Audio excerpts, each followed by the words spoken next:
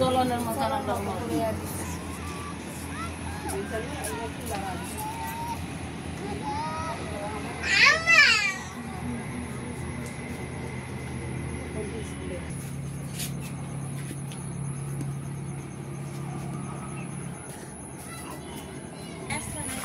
Sir ইন্দে তো কাদা হইব কাদা হইব এদিক দিয়া নদী দিয়া গেলে আপনার সব সাইডে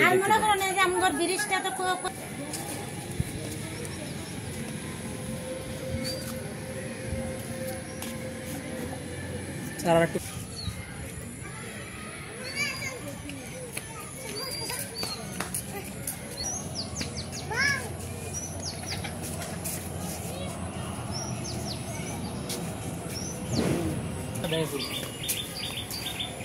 এটা কাদা হইব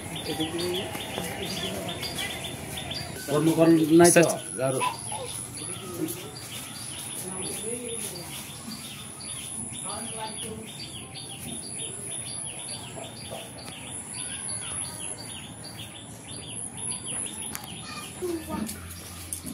देखो माँ को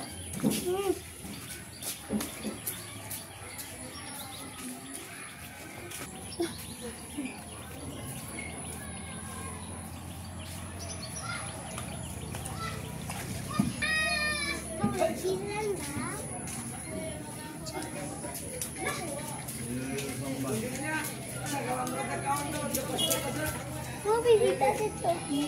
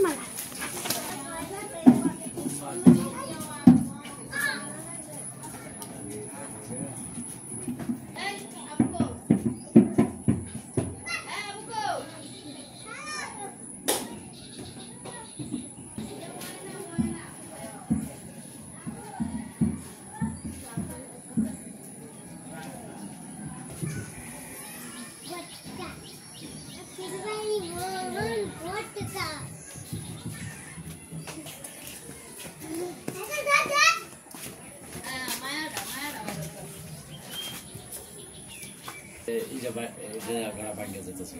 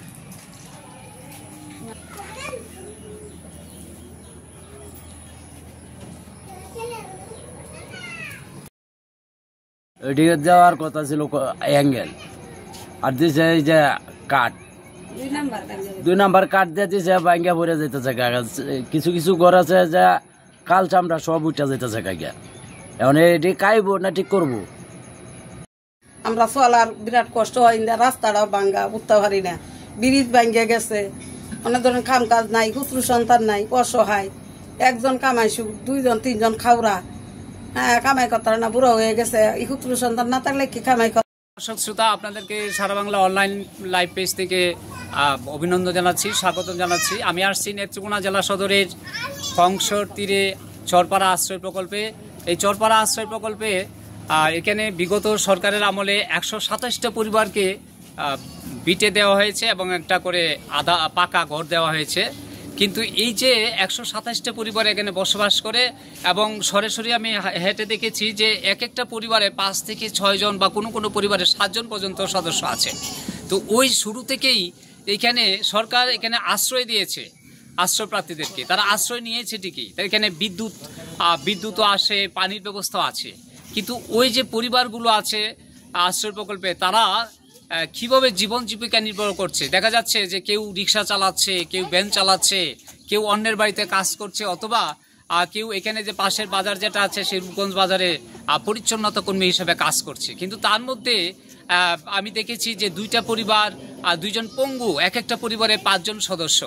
আবার অন্যদিকে দেখেছি আমি একটা নারীভিত্তিক পরিবার 2টা আছে, সেই নারীভিত্তিক পরিবারে তারা নিজেরা কোনো ইনকাম করতে পারেন না, যার জন্য অনেকেরই দাবি যে যারা কাজ করেও যারা ঋণগ্রস্ত হচ্ছেন, অধিকাংশ পরিবারে ঋণগ্রস্ত, এবং যারা চলতে পারছেন না, দুমুঠো ভাত যাদের জুটছে না, অথবা অসুস্থ অবস্থায়, দুর্ঘটনা অবস্থায় তারা চিকিৎসা করতে পারছেন না। তো এই যে অবস্থাটা, এখান থেকে রেহাই পেতে আবার বেশ কয়েকজন আমার কাছে তারা ব্যাংক লোন দাবি করেছেন বিনামূল্যে বা বিনা সুদে। তো এই ছিল নেত্রকোনা জেলা সদরের যে চরপাড়া আশ্রয় প্রকল্পের সর্বশেষ পরিস্থিতি। বিজয়চন্দ্র দাস, সারা বাংলা, নেত্রকোনা।